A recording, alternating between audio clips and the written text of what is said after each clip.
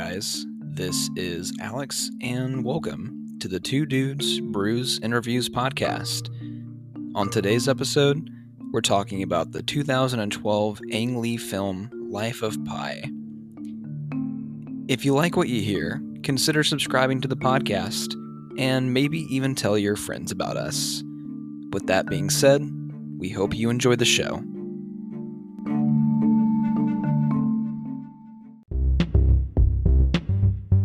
All right, dude.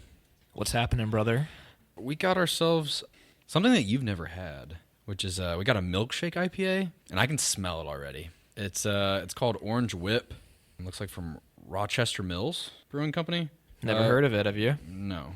We're about to find out if it's good or not. I've had a milkshake IPA once or twice. I guess like the thematic tie-in for this one is the label is orange. That's the best we could do. Sorry, folks. It's technically IPA, so it's India Pale Ale, which is the setting for the first 15 minutes of our film that we're doing. This smells really good. It smells like an orange. It smells like you just cracked open a cutie. Cracked open a cutie. You know what I'm talking about?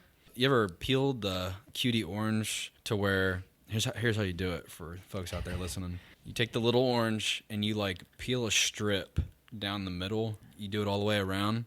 Yeah. And then you crack open both ends of the orange where like the dots are. And then once you pull the orange out of its peel, the peel looks like a dick. So it looks like a ball and cock. So in case anybody wants to try that. I feel like that's the only reason. You had to explain that right there. Yes, it was. It looks like a dick. It looks like a dick. This is very good. You see what I mean about the mouthfeel? I feel like it's sticking with me, kind of. It's like if you mixed orange cream soda with an IPA. Yes, pretty good. I'm glad that it still tastes like an IPA. Yeah, it's pretty bitter. I didn't want it to go too far on the sweet side. Mm-hmm. Yeah, man, we're doing a film, and we're doing Life of Pi. Not The Life of Pi. It's Life of Pi without the the. You blew my mind about 20 minutes ago telling me that. I think I mentioned it last time. This is a movie that I've seen a million times, but I haven't seen it in about 5 or 6 years. And I kind of already mentioned to you that I feel like I've rediscovered this film for the first time again. I remember being younger and not understanding the deepest themes that come across as well as I do now. So revisiting, I just felt like I came away with so much more than I ever would when I was like 14 or 15 or whenever I watched it for the first time. I want to say I saw it in theaters because I think it came out in 3D. I think the movie was specifically filmed to be seen in 3D. Mm-hmm. Kind of disappointed that I don't get to have that experience. I don't remember. I don't remember like the quality of that experience. I want to say it was one of those movies that maybe my grandma took me to see or something. It was like maybe a movie that my brother wasn't super interested in, and it was like kind of a date with my grandma, you know what I mean? Man, this movie aged like fine wine to me. I know we've been kind of tossing it around at work and stuff, and we'd asked a couple of our movie friends if they had seen it, and they haven't. And I remember I used to talk about this movie and rave to my stepbrother about it. And a couple years ago, he came up to me and he was like, I finally saw The Life of Pi, and I see what you mean now. And I was like, thank you. I was under the impression that everybody's seen this movie, except me. I don't know many people that have seen it. I mean, it's 10 years old now. And I don't think it's a movie that like many young people are going to seek out. I don't know. I just haven't heard anybody like talk about it. Critical acclaim hasn't been there since like it first released. And I know Ang Lee got like Best Director, and there was like a cinematography award, and it got nominated for a bunch. But special effects too, I would assume. I don't know. It kind of feels like it's a little bit lost to time. It didn't win like Best Picture that year either. So, you know, movies that were Oscar nominated, sometimes they still go under the radar. I can only think of a few that were Oscar nominated like last year, and I completely forgetting the ones that were the year before. You know what I mean? I've completely lost track of that shit, man. I think the last notable movie that I know I haven't seen but has great critical acclaim was Parasite. Haven't seen that one either. I own that movie. I have like the Criterion Collection copy of it. It's on streaming too. I think it's on Hulu. It's kind of hard to want to hop into a foreign language film just at like any given time. Got to be in the right mood for something like that. For sure. But yeah, man, this movie, put just a short synopsis on it. I don't want to get too in the weeds about scenes, track by track, scene by scene type of feel, but it's about our main character, Paseen Patel, also known as Pi. His family owns a botanical garden. They turned the botanical garden into a zoo. And like that's where he grew up, around all the animals. He embarks across the ocean with his family because they decide to move to Canada. They run into a storm and they fall into the middle of the fucking ocean, shipwreck. loses his family, and he's stuck on a boat with various animals, and most notably a tiger named Richard Parker. Dude, I've seen this movie a ton, but again, like I feel like I have been rejuvenated with the most deep thematic qualities that a film can offer me. I don't know about you, but this was your first time seeing the film. It was. Did you expect it going into that it was going to be a little bit more subtle and adventurous than what you got? It was actually more subtle than I thought it was going to be. It was a lot different than I was expecting. I kind of knew from the beginning that it was going to be like sort of like a fantasy, like allegorical kind of thing. Especially because you get that first scene where like you get Pi's origin story and he's like explaining his name to the class and he's like literally memorizing hundreds of numbers in the Pi sequence. So I was like, okay, like he tells like really far-fetched stories. Like, Yes. So I kind of already knew the tiger thing was going to be like that, but it didn't like lean too heavily into that. It was definitely there. It's almost like a background. I remember being younger, not really picking up on the fact that he was kind of stretching the truth. And I thought like it was more fantastical than what it was. I remember discussing the film with my uncle. This movie is based off a book by a man named Jan Martel, I believe his name is. Yeah. And he's like kind of like a modern day philosopher. And I had done a little bit of research and like listened to kind of some of his ideas. A very spiritual man, but like in a, how do you put it, rational way. He kind of approaches spirituality in a way of rationale first, but it only gets you so far. So once rationality starts to fail you, you turn to faith, whatever that may be for you, which I found super interesting.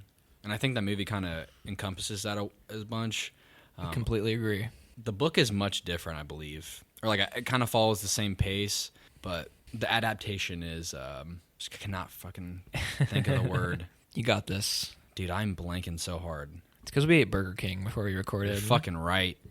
The adaptation it does a good job of capturing what the book was trying to get across, I believe. Obviously, you get to know at the end of the film there is like two sides of the coin of the same story where none of the animals were on the boat. The animals were all representative of specific people, one being a sailor, a cook, and his mother, and him being the tiger, which is something I did not pick up on when I was young. I didn't understand that Richard Parker was, in fact, supposed to be representative of Pi. I did not get that when I was a kid. I mean, obviously it's explained at the end of the story, but I couldn't put what the tiger was trying to reflect as far as like symbolically. That went way over my head when I was younger. It might have still went over my head. Really? There's probably a lot of like metaphorical stuff that you're going to have to unpack for me. Okay. Especially because, for one, is it tied into like religious imagery or anything? I was expecting more of that. Like there was stuff I was trying to point out throughout the film. And there was like a few instances where I saw like parallels to like the Bible or like other religions and stuff. I was having a hard time nailing down what the tiger stands for and like the other animals on the boat and like the whole experience itself. We can unpack that. I don't think much of it is tied to religion. I think Pi is using the animals as a coping mechanism. I was kind of thinking that too. You know, we get to find out that like at the end of the story, Pi has to tell the Japanese insurance men for the freighter company, here's the truth, if you want to believe it. And he talks about cannibalism and how the cook kills his mother and kills the other sailor, which the sailor is represented by the zebra. His mother is the orangutan. The asshole guy is the hyena. The cook is the hyena. I think it's just a coping mechanism for him because you have to put it in the context of the character where Pi's a vegetarian. It's kind of displayed to you at the first half of the film that he's a man searching for the truth in religion, and he's trying to understand all these religions, and he kind of like bundles them all together, which is a very innocent way a child would view the world, which I think is pretty interesting. His father's not a vegetarian, and his father is a man based in rationality, and his mother is one based in religion. His father actively fights his interest in religion, which honestly, I thought at first that it was setting up like a mini like antagonist plot with his dad thinking like, all right, son, you're not allowed to do this. Didn't go in that direction at all. His dad was actually super likable most of the time, and that surprised me a lot. Yeah, I thought, you know, as a young man, I really appreciated the view that the father takes. because later in the dinner table, he just says his father really goes in a great way about handling his son following many religions. You know, he looks at it in a way a father would be like, you don't have enough knowledge to understand how the world works and everything, which is respectable. You know, the man has more experience. But the way he tells his son, you should follow one religion, following in all of them is the same as believing in nothing, which I found like to be a good point. But I also can see the counter to that argument where, like, I believe a quote from Gandhi is like, all religions are true, where they all serve their purpose in one way or another, which I found a little bit more appealing and less pessimistic. Yeah, I agree. But yeah, his dad is super likable. I think the only time that it's really rough for, I think, Pi and like his father's relationship is where obviously we get our first introduction to Richard Parker, the tiger. You know, Pi's got his arm in the cage, about to hand him a piece of meat without the supervision of a zookeeper or his parents. And I almost thought, to me, it seemed like he was just going to eat the meat out of the hand. Like, he was very calm. Kind of glad they didn't do that, though. Yeah. No, it served a purpose, story-wise, to illustrate the fact that it is just an animal, and it does not think the way we do. And that was his father's lesson. And that goes deep into like later in the story, like that theme of, is Richard Parker the tiger? Is he more than just a tiger? And the movie like kind of really sets up that almost the disbelief and the wonder if he does have more emotion than just his animalistic behavior that's ingrained in him. I was afraid they were going to go like the anamorphic direction where like the tiger would talk. Not like talk, but display more human qualities. Yeah. Because there are some scenes when Orange Juice, the orangutan, is on the boat and it's like looking around and it kind of like seems a little human-like. But then I remembered primates are really close to humans. Like, I'm an idiot. Yeah. None of the other animals do that. It didn't go the corny route. For some reason, I was expecting that. This honestly subverted my expectations a lot in different ways. Like, the idea that I previously had about the movie. Because I showed you the trailer last time we did the podcast, you know, after I had recommended and everything. And it was pretty much just visual shots of like... Pretty much, yeah. You said, well, they had to sell the movie somehow after I showed you the trailer. Showed you all the action. It did show you like kind of like bits and pieces of like the most important scenes. In what ways did it subvert your expectations? Like what did you think going into it? For some reason, I was expecting a movie with a lot of like forced sentimentality or something, or like the message would be hammered down a little too hard. Yeah. It didn't do that at all. I think a way that the film kind of displays that open-endedness is the fact that the whole story is basically Pi as an adult retelling an author the story. And this man is an atheist, as it appears. He's come here to believe in God. Is what this? Okay, Pi's uncle, Mama G, sent the author to Pi because I guess they had met, and he said, and even the author does like a cheap impression of an Indian accent to Pi, which I thought was super hilarious. Yeah. Yeah. It was pretty bad. Yeah. But that whole dynamic of him telling the story, it's that you have someone ingrained in faith and someone that's not. And it kind of has that bounce back and forth between disbelief and faith, between those two characters' interaction in the retelling of the story. So it doesn't like hammer down the themes of faith in a way where it's like, you need to believe this. And it leaves that open-endedness of curiosity, putting your own spin, what you really want to take away from the story at the end. Yeah. You know what I mean? It kind of sets up that dynamic of you can put your own ending and your own thoughts after this is over type of thing. They really made the author's atheism subtle. Like, he never straight up says it. Yeah. And he doesn't ever doubt Pi as he tells the story. He might act like kind of bewildered or like surprised by the details in there, but he's never like, "No, man." Like, it was subtle. I know you had rewatched about half of the movie today, and you said you had come across a revelation. I'm curious to know what that is.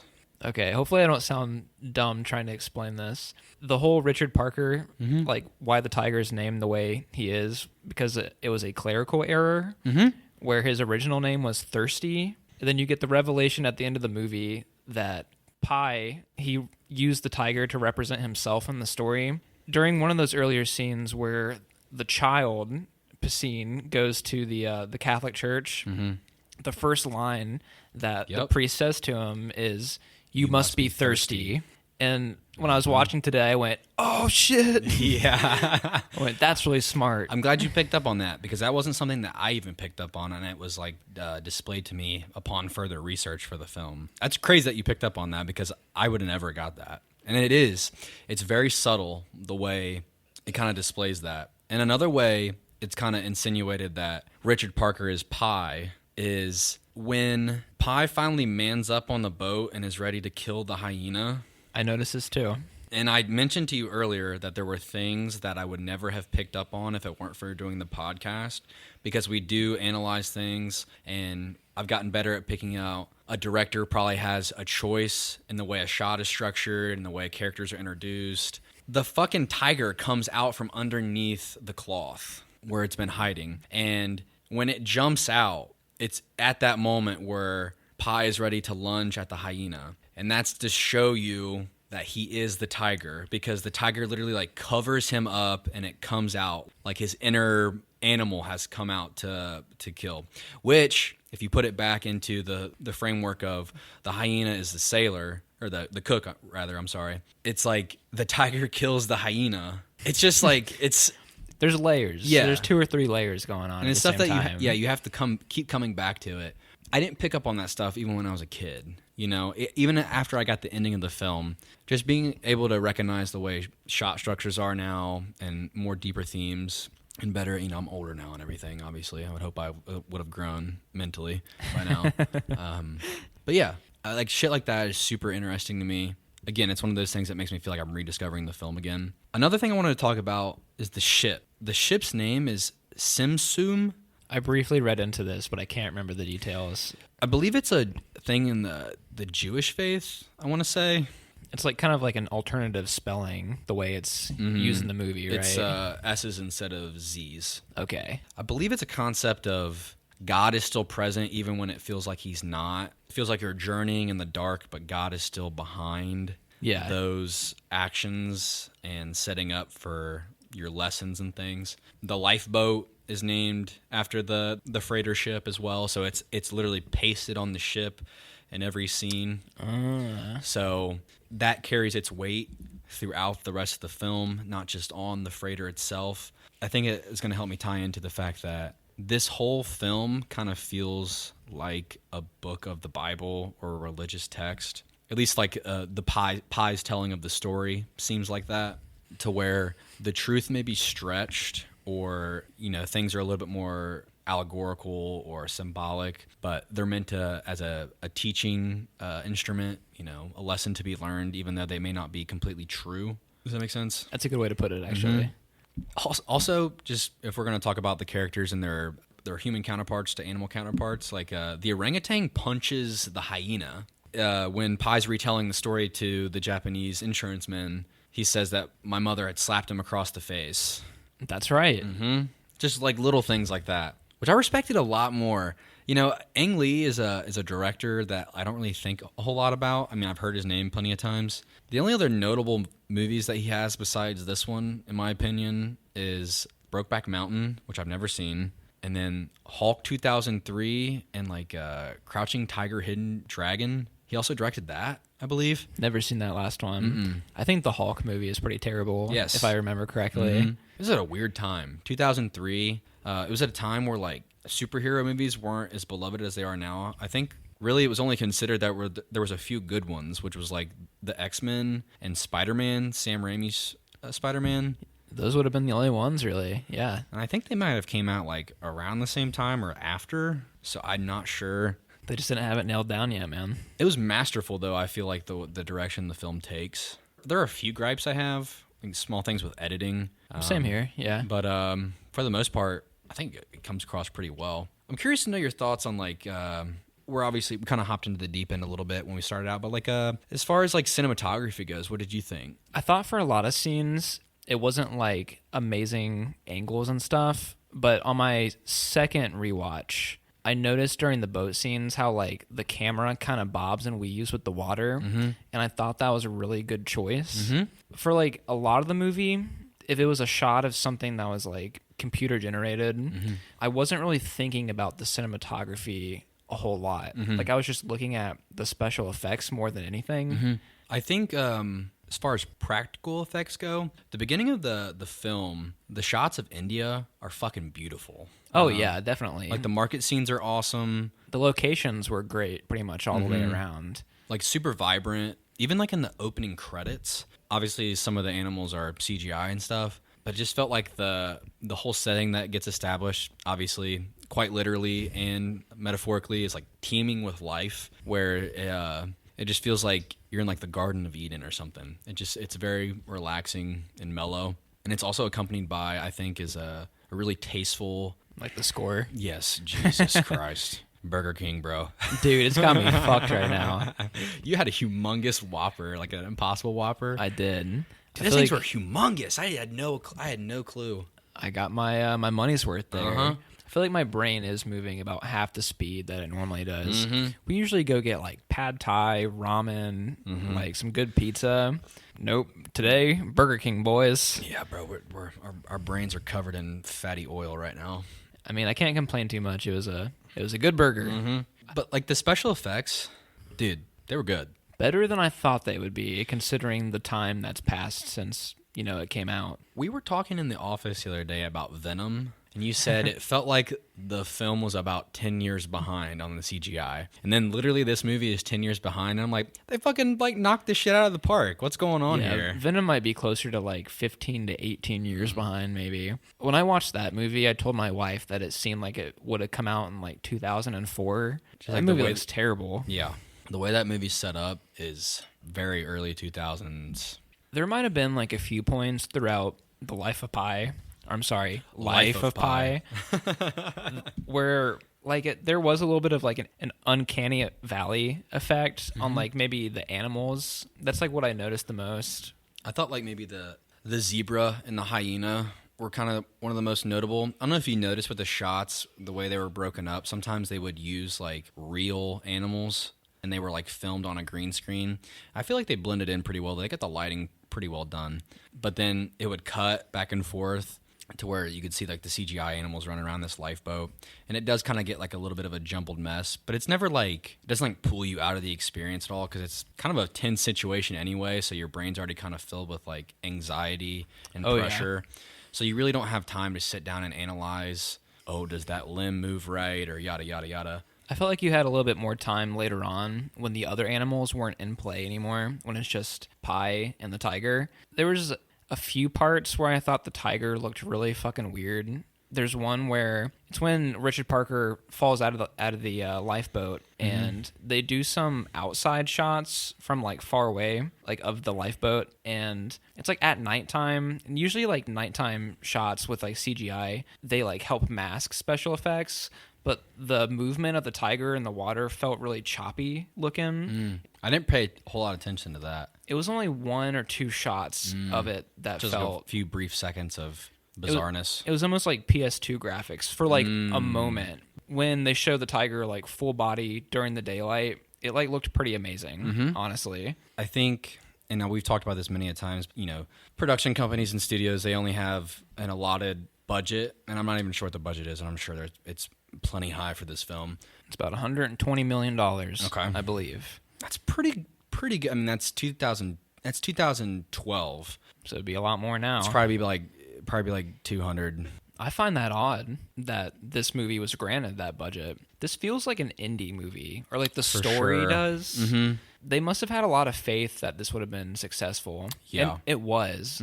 It was way more successful than you would guess. It made it grossed like $600 million or something, like crazy amounts of money. It was at a time where I think, did Avatar come out in like 2009? I think so. Yeah. I remember growing up in my early adolescence, where that was one of the biggest draws of going and seeing a movie was how good the CGI was. I remember that. Because it was just like, obviously we had Avatar, and I remember that was like one of the first moments I remember going to the theater, and I'm sure I've talked about it plenty, but I just remember how the buzz around it, even my dad was like super hyped about going and seeing it because it looked so fucking cool. And it felt like computer technology had taken off from the early 2000s.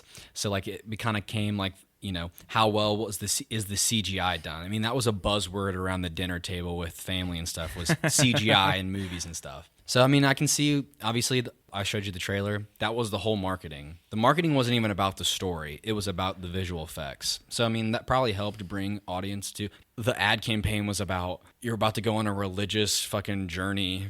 Like, how many people would shy away from stuff like that? I mean, especially in today's climate. It doesn't seem like a good selling point, No. typically. I thought for the most part it does pretty well. I think maybe a few things where they could have cut corners was like big sprawling shots of like the meerkat on the island. They don't have to be super detailed. It's thousands upon thousands of meerkat.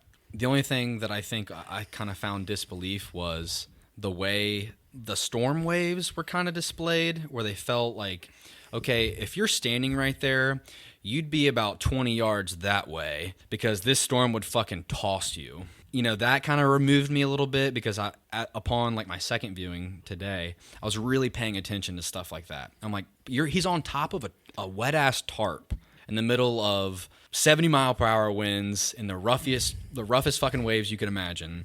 And he's just fucking bouncing around, swaying back and forth. And I was like, like that kind of pisses me off. This dude would have been fucking dead. Yeah. Like you would have hit the boat or something, and he goes underwater to like see the sinking ship, like when it's pulling its Titanic. Yeah. I'm like, that boat would be, a football field away from you just going under the water to see but it's like stationary in the middle of this storm. That kind of bothers me a little bit. It's movie shit. But yes, it's supposed to. Hey, we got to remember who's telling our story, by the way, too. So it's a man that stretches the truth. I feel like I could tell some of the effects a little bit more during the stormy scenes, because typically you would see waves like super far in the distance, kind of tossing around. And I know how they filmed this movie. Like it's like in a big tank, basically. So it's like a giant tub with a green screen behind it. So I could kind of tell where like the tank ended during certain scenes. Didn't really take away from the movie for me. Like the emotion carries it.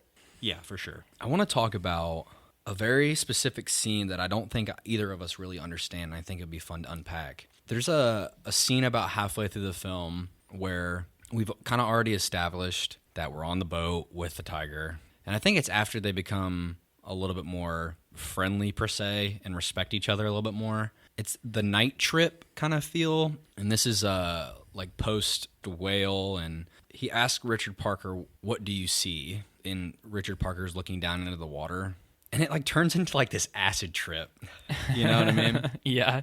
And I want to say after this scene, there's a brief sense of dialogue before like the storm, the God storm per se, where he's writing in the journal and his pencil runs out, and he says, "I can no longer establish daydream from night dream and reality," and all that shit. And I want to say like maybe that was kind of the intention of like he's losing his fucking mind out here. Mm-hmm. But like it turns into, you kind of get like this zoology, theology type of trip where the animals are turning into other animals. It almost looks like he's looking into the cosmos, but it's through Richard Parker's lens. But then it's also through his lens, because when he looks down, he sees the boat, like the ship, the freighter ship at the bottom, like illuminated. And I think it's supposed to be symbolic, because obviously I don't think the ship would be lit up because it's underwater. It's in the like it's supposedly they sink over like one of the biggest trenches is what I think the book gets at, is that they're over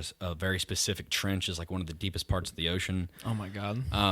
But yes, so now that it's established, it's like, okay, if we know that Richard Parker is Pi, or supposed to be a version of him, it's like, well, what does he see, and then what does Pi see? And they're like two kind of like different sides of the coin. I mean, what are your thoughts? I mean, did you, like, when you watched that scene, what did you think? I didn't get to see this scene on my second rewatch because I only made it about halfway through.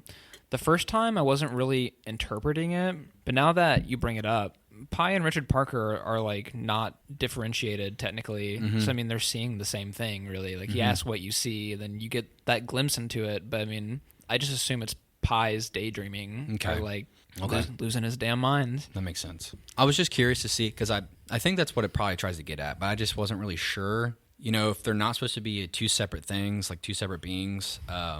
Yeah, maybe it is like he's losing his mind. And I think that it makes more sense that he is losing his mind because if his coping mechanism was to create like these people to be animals, you know, it kind of makes sense that he would kind of be crazy. Like he would kind of have like a psychotic break to where, you know, he's manifesting this tiger. And I wanted to talk about that because it's a subtle thing that you don't pay attention to.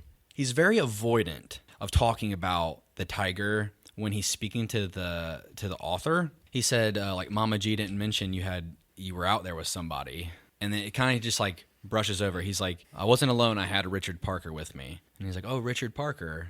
Mama G didn't mention anything. He just said that, you know, you had a story to tell, type of thing. And it's like, well, maybe he doesn't talk about Richard Parker because he's not real, and it represents a side of him that like he doesn't necessarily agree with. Even like when he's writing down in the journal, he talks about like it's one of the first, you know, kind of dialogues, his inner thoughts that he's writing out that gets read back to us. I believe he says something about he has to learn to feed him or like learn to live with each other.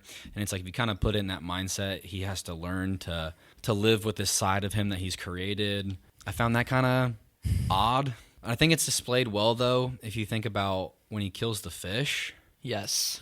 You know, he's a vegetarian and he doesn't eat meat and he never has. So, you know, when he kills that fish, he like weeps over it. Kind of made me emotional. Yeah. Honestly. You're a fucking vegan, bro. Yeah, I know.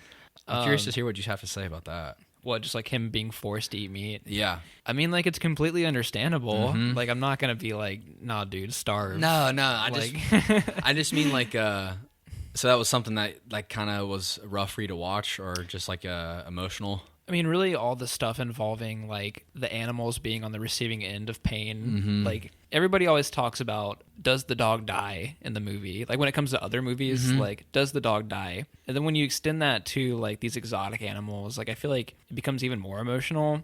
But like those scenes where the animals are in danger, like really hit home for me. And I wasn't expecting to get emotional over this movie.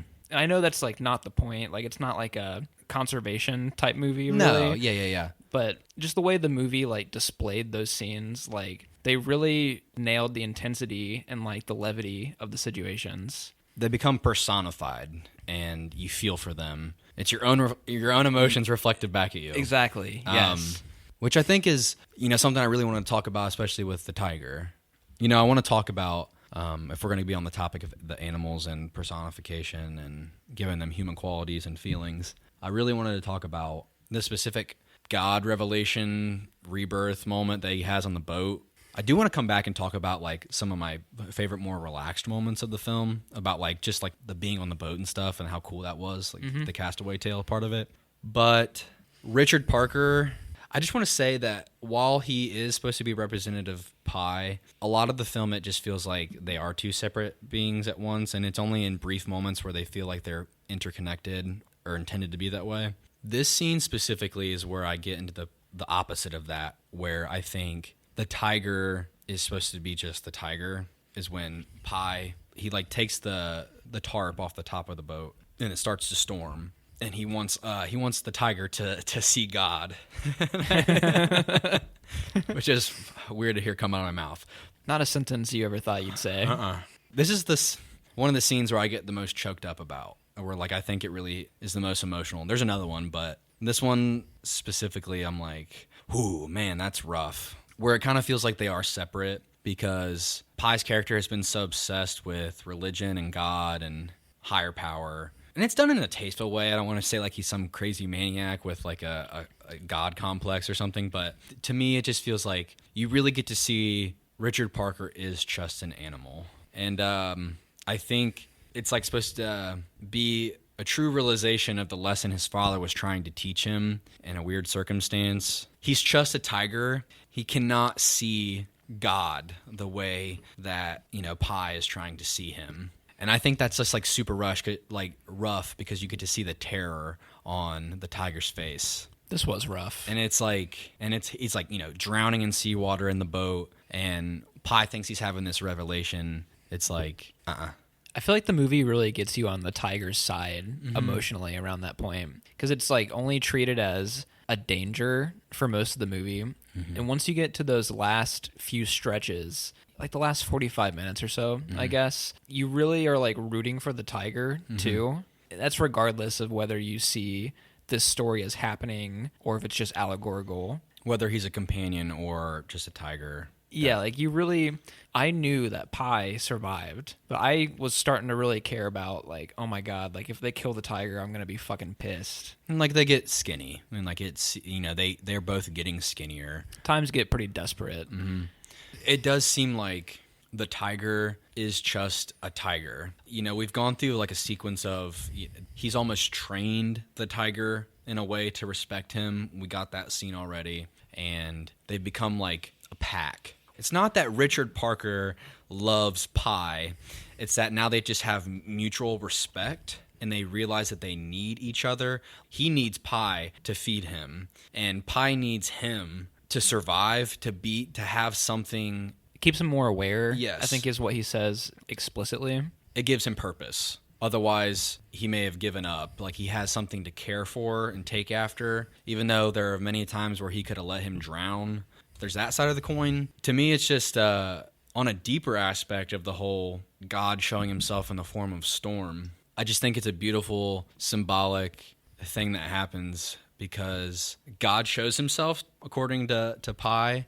Even like lightning strikes the water, which that shot's pretty fucking cool. It is, yes. God shows him that he's there, but it's like, I'm not saving you. It's like he's giving him a bite of food, and he's like, you don't get the whole meal. There's the raft that trails the boat, and that gets blown off, and then it is just him and the tiger. And it's like, now you are left alone with the side of yourself that you don't want to live with.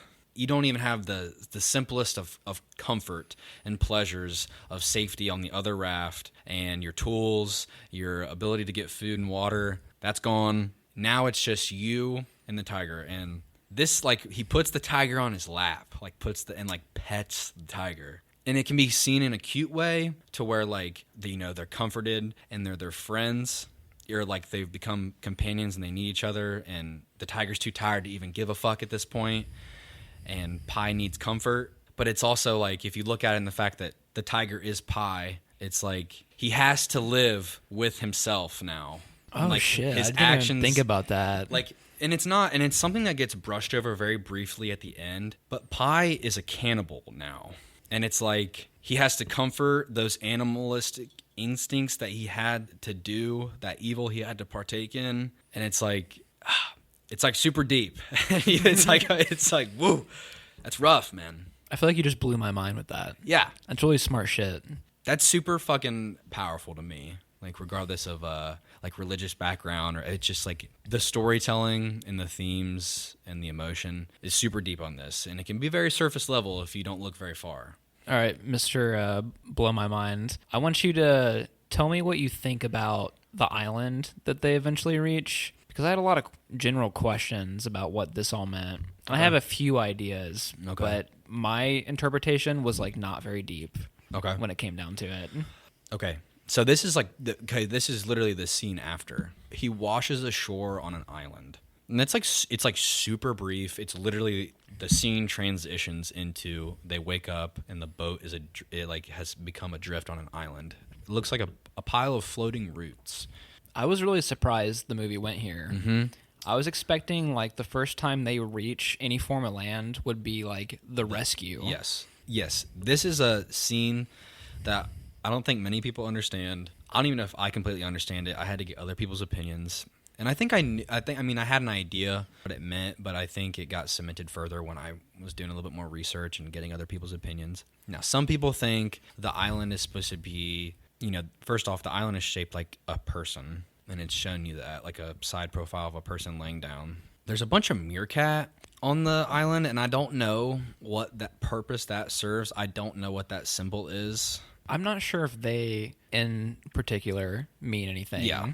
I think they kind of use it as a plot device to kind of demonstrate, and even Pye says it during the interview with the author. The island is carnivorous. Yeah. And the author says, like, a Venus flytrap. Pye's like, yes. Pye says yes. It's deep, bro.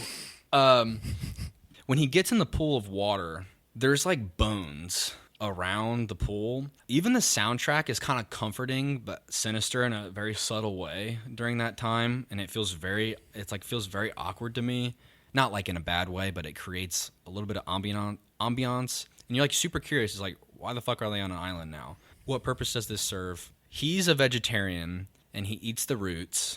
The tiger eats the meerkat, and I think it's kind of to show two sides of the coin of the animalistic side and his personal choice, you know, his more humanitarian approach. And if the island is carnivorous, and, you know, Pye explains that the same pools that were life-giving at day were carnivorous by night. You know, the pools turned to acid at night and they killed the fish. There's like almost like this bioluminescence that hangs on all the... I think that's kind of just like a lighting choice, like a directorial choice. Yeah. To create some sort of spirituality feeling, some sort of otherworldly context. This was really odd. Yes. It's super weird. I think the island is supposed to be temptation because it is tempting him to stay, but he knows he'll die there and be digested by the island as he finds like a human tooth and like growing off the tree and almost like a flower petals. I think it's to illustrate that it's like his final push to go home, because while him and Richard Parker could live there and die there, they would be away from, like, all he would have was there's meerkat. Like no meaning, yes. Like no relationships. Also, if you look at it in the form of God, it is temptation in a way. Like, you're going to be sustained, but you won't be fulfilled. That's how I saw it. That's a good way to put it. Only living by the bare minimum. Mm-hmm. If you think about it in the terms of how God would try to teach you that lesson, it would be, you know, if he gives us free will or choice, he's letting Pye decide, like, do I want to live again or do I just want to, like, be alive? And I think it's also to be, if you're talking about God's just giving you a break, but don't get comfortable. And it's super odd, and I think it could kind of be off-putting if you just look through the lens of a Castaway story. You know, maybe more of a general audience would be like, okay, why the fuck did they put him on an island? That's like a total cop-out to keep him alive. Yeah. But I think it does enough to make it surreal enough to where it's kind of like, hey, there's something more here that you should pay attention to, and it's not like force-fed that he gets like resources out of the nowhere. I agree, and I apologize for not jumping in as much as I should, because like this part like really did puzzle me, and I feel like your explanation of like what you thought it meant is like close to what I thought, and it's like a really good way to explain that. Mm-hmm. But like I was like seriously like no, it's confusing. It's confusing as fuck, and I only know that because I did more research. Yeah, like I mean, I knew it meant something more, but I couldn't put it together. But there are other theories that are more pessimistic, like the island is you know, like supposed to remind him of cannibalism and stuff, like the human tooth and all that shit. And like, there's a bunch of different, because it's just not explained explicitly. I feel like that doesn't feel right. For this movie. Yeah, like all the dark undertones that it could have taken are subverted by the fact that he has a psychotic break and he uses the coping mechanism to like cover up these atrocities that have happened to him. The movie is a lot more lighthearted than it could be. Oh yeah. And that's something that I think is really important about the way the story is told, is because I don't want to jump too far ahead, but at the end of the film, like the truth that he gives to the Japanese insurance men is not a story worth retelling, and it isn't like a good form of testimony and like religious faith. We've talked a lot about thematic qualities and stuff, but I want to say like some of my favorite parts of the film are the ones where when Pye starts figuring out how to live on the boat. Like, that shit's fun. This is my favorite stuff, too, for sure. You know, watching him learn how to live at sea is, it's just so fun. It's like being a Boy Scout, but like but the stakes are so much higher. I think I wrote in my notes that the sea manual stuff was among my favorite parts in the movie. And they did some like really cool editing choices. And this pops up a few times throughout the movie, but when he's reading the manual, you get like a shot of him on the left side, and then on the right side, the book itself is superimposed into the picture. They also did this when Pi was telling the story of Mama G. When like he finishes the story, and then like the focal point of the last scene remains in the frame, like when it returns back to him in the living room. So you get like the uncle swimming behind him when he's like literally just standing in the living room. That was some really cool shit right there. I wanted to say we kind of brushed over it really fast when we hopped into it, but like the Piscine Molitor, like in Paris, that shit was like straight out of a Wes Anderson film. I thought so too, kind of. Obviously, like the architecture, it felt like very dollhousey. It's just that fantasy element coming back into play. And watching the people, you can see like the different floors of the motel and all the people standing on the railing, and then watching his uncle swim through those people, basically. Like it's like overlapped on top of like the pool water. Like that shit is fucking awesome. Like, as far as cinematography goes, that's one of the nicest shots I've ever seen. Even Mama G was like, he felt like a fantasy character. Yeah, it's tacky in a very fun way. He feels like a character straight out of like a Tarantino film, like a parody of some sort. Yeah. Like this man with a super broad chest, and even like Pi explains that, he was born with too much water in his lungs, and the reason he has that shape is because he was swung around by his ankles by a doctor. I was like, what? But you know, I got a good laugh out of it, to be honest. And like his face, the faces that Mama G is making are just so fucking goofy, and it's just great. It's got those bulging eyes. And his like smile is like it's fucking comical. I just thought you got to see it for yourself. It's so awkward. You know, I want to say something that I think I didn't even think about until today is that you just fucking hop into this bitch. Like this story is like, oh, it takes no time, dude. You get fucking plunged. The first scenes are of literally just like an interview, and it just feels like the world is being created around you super fast. It like starts out with like an overdub of shots of Pi talking, and it's like in retrospect, it just feels like this movie takes no time of getting started. Like there isn't a build up to introduction to characters. It's like, hi, my name's Pi. It's just something that goes unnoticed because it is so action heavy and adventurous. You just dive right into the deep end, and it's like, whoa, like how did we get here? And if you look back, it's like you just hopped into it, man. You know what I mean? I noticed there was like a serious contrast between the shots of the interview, like the way that was filmed in comparison to the stuff on the water. And like I feel like it plays up that fantasy stuff because the stuff on the boat is so beautiful and the fantasy is like so high. But like when you go back to the interview segments, it's like filmed like a sitcom or something. I feel like that was a really nice contrast to play up, like, here's reality right here. Like, this is what it's really like. You'll hop from the water being as smooth as glass and the reflection of a sunset to plain-ass living room. Yes. And that's not a criticism either. Like, I thought that contrast amplified the positive aspects of the film. I've got you all exhausted over here because you're like, you're paving the way. You're the beacon of light on this episode. I knew that I would have trouble personally with this one because, like, honestly, I'm not a spiritual person. I don't really adhere to a religion. Not saying that I don't believe there could be something. I'm not going to try and go all, like, bro philosophical on you. I knew that I would have a hard time with the religious aspects and stuff, but I really respected it the way it was done. For sure. I'm the same way. And, we have our own conversations off the air to where I'll just thrust you into the most complex bullshit that I have in my head, and you're here just soaking it in. Wouldn't have it any other way. I think this movie kind of has the same feel as we kind of have the same dynamic when it came to Spirited Away, where that movie was very symbolic, but it's really difficult to understand because you had to understand Japanese culture.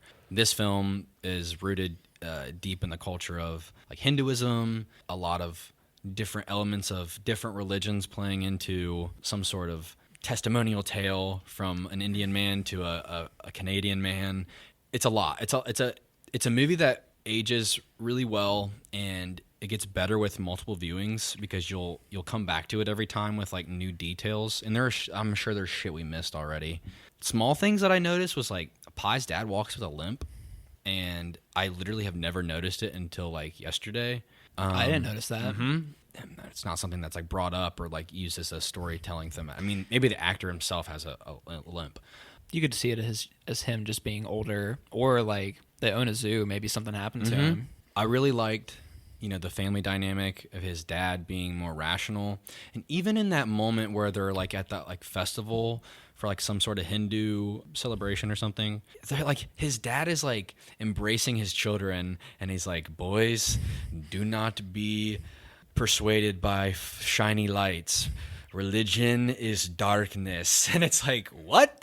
It's like, bro, that's heavy. Why are you telling your 5-year-old that? Why'd he bring them there just to do that to Well, them? and he talks about his mother. Her only connection to her family is through religion because her family kind of outcasted them they thought that she married below. And this is definitely like Pie's story. You get to see his beliefs being tested and his journey being manifested in front of you as far as, his dad is a rational, scientific man. The mother is more religious. They're vegetarian. The father is not. You can kind of see his passive aggressiveness through his dialogue and stuff. But it's not over the top. No, though. no. It's not like he's an antagonist. No, it's perfectly balanced. He serves as the point, quite literally, of rationale to Pie. He's trying to teach him lessons. I think I really wanted to talk about my favorite scene was when you get Pie's monologue when the story ends.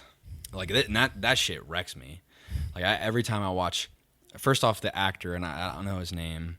He's in a lot. You can find him sprinkled around a little bit everywhere. Well, are you talking about teenage Pie or adult Pie? Adult Pie. Okay, I have seen him in stuff. The way he gives like that monologue to finish the story about when they land, it's literally right after the island. After they leave the island, they hit sea, or they hit land per se. This shit wrecked me as well.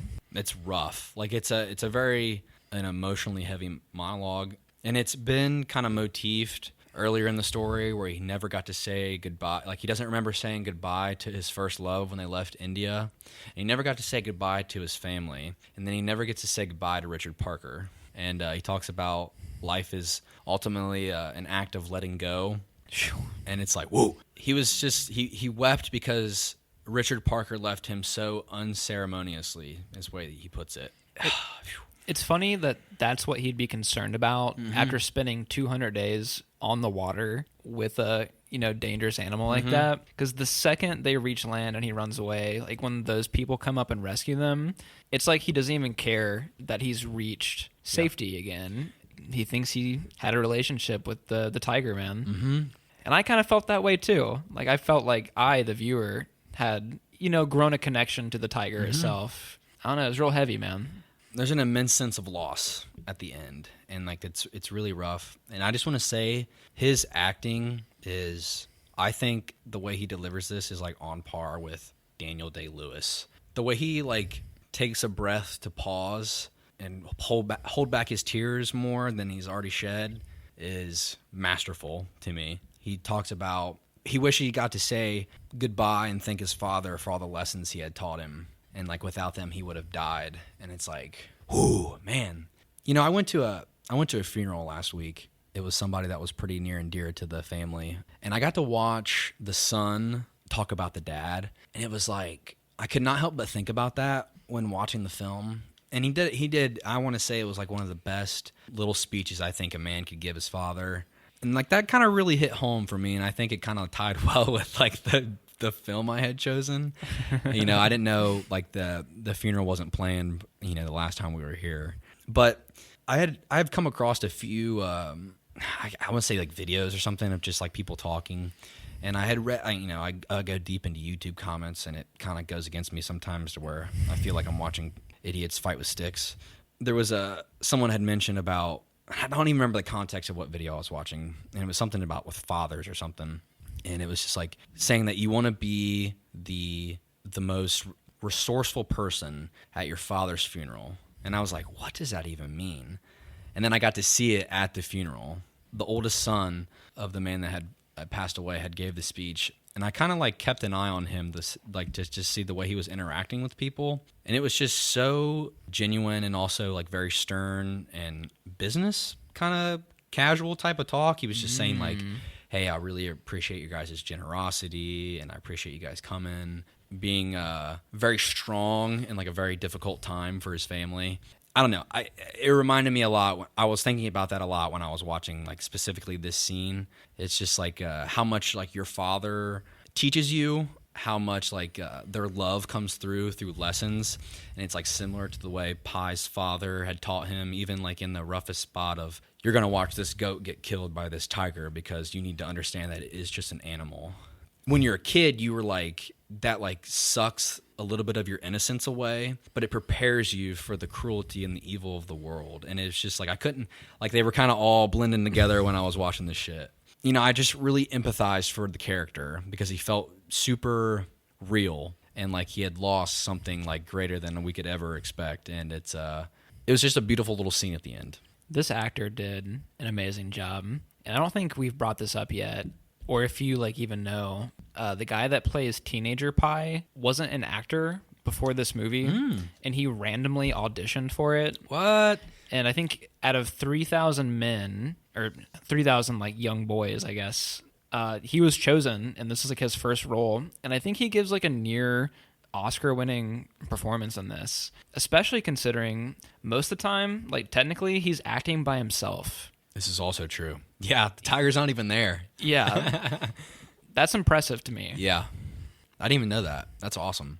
I don't know how the fuck they do that. Like, just find a guy out of the woodwork and make him into a star like that. Hey, man, it happens. I think Jonah Hill picked like a random group of skaters to star in mid-90s. Like, those kids weren't actors before that. You ever seen that movie? Mm-hmm. Yeah, I have it. It's a good movie. It definitely comes across that way in the film, too. It's like a little slice of life, man. Is there anything you want to bring up? Speaking of like acting and stuff, how'd you feel about performances from the other actors? And I know there's like everyone outside of Teenage Pi is kind of more like cameo-like than like being an actual main or even supporting cast, really. Like, did you think everybody else did a pretty good job? The only time I ever felt like somebody wasn't up to par, honestly, was the author. Sometimes I thought the author's delivery was a little bland. I'm so glad you said this. And I felt like I could see through his acting a bit. I could not help but feel like some of his facial expressions were a little stiff.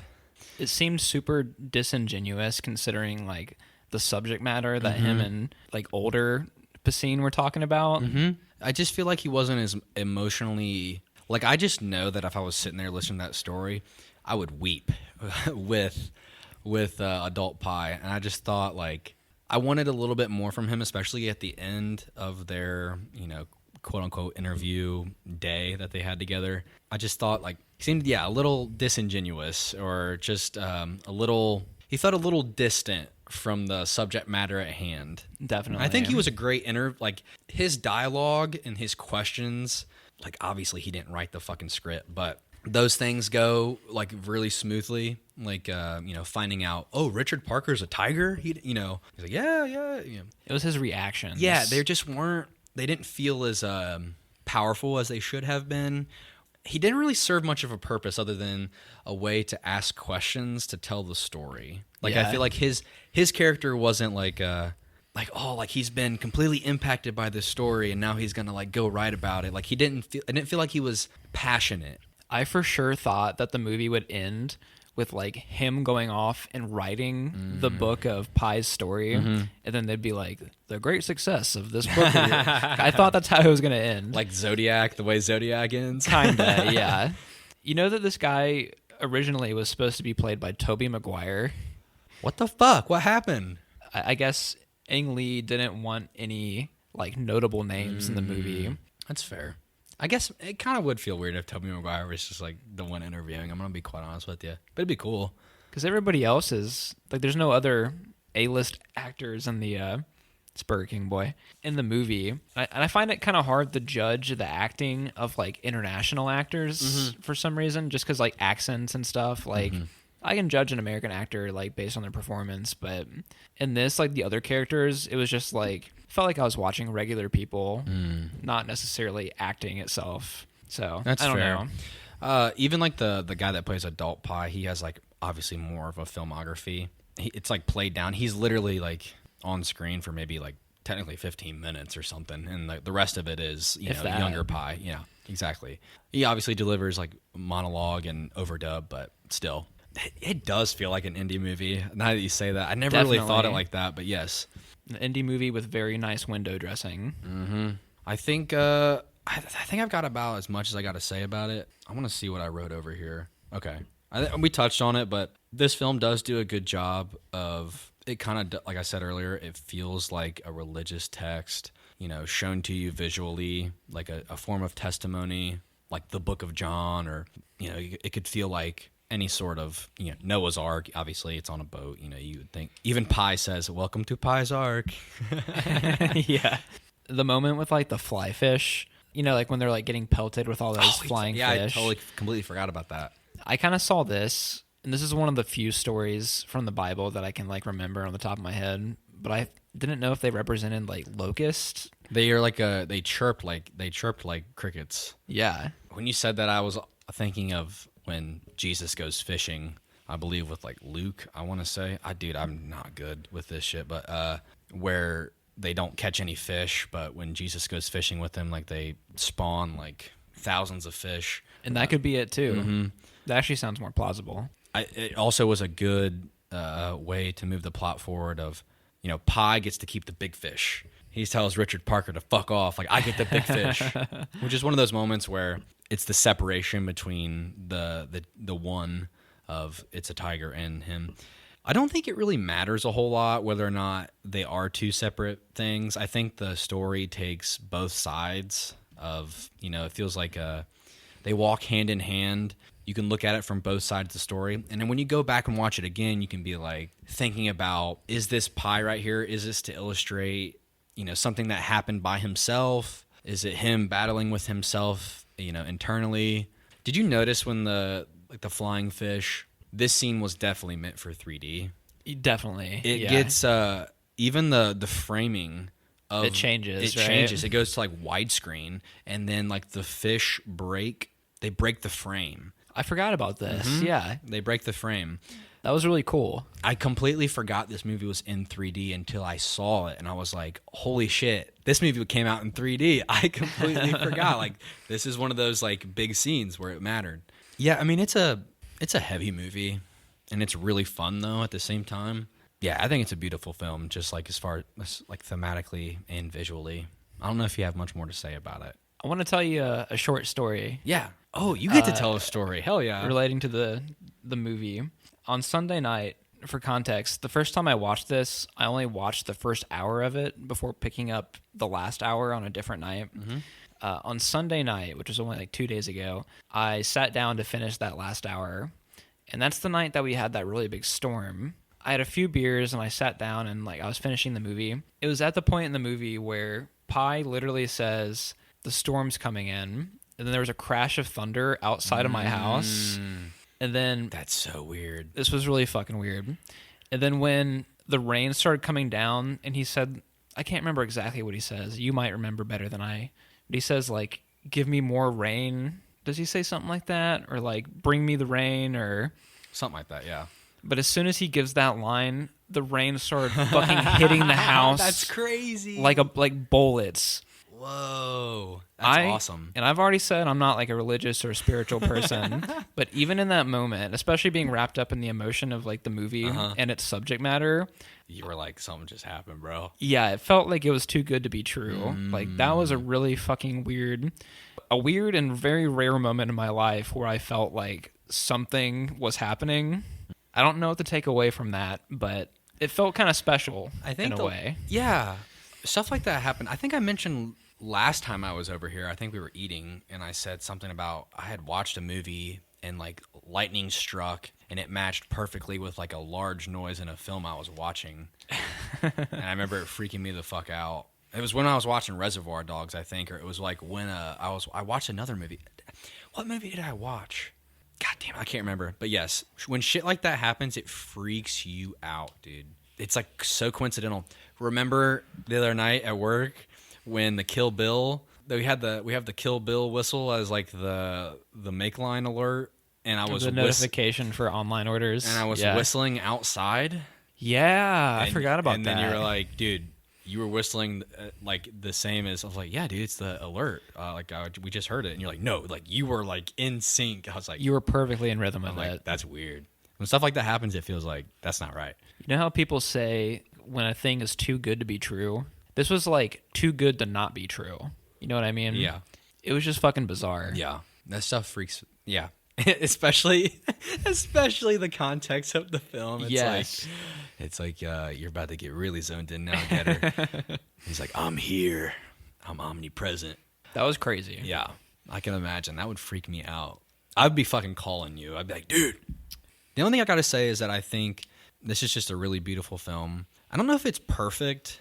I don't really know how to put a rating on it. To me, like I enjoy it a lot, obviously.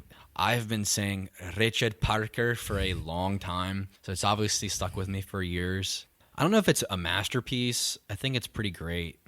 I would give it like at least an 8.5. I don't really have a lot of negative to say though. I really didn't either.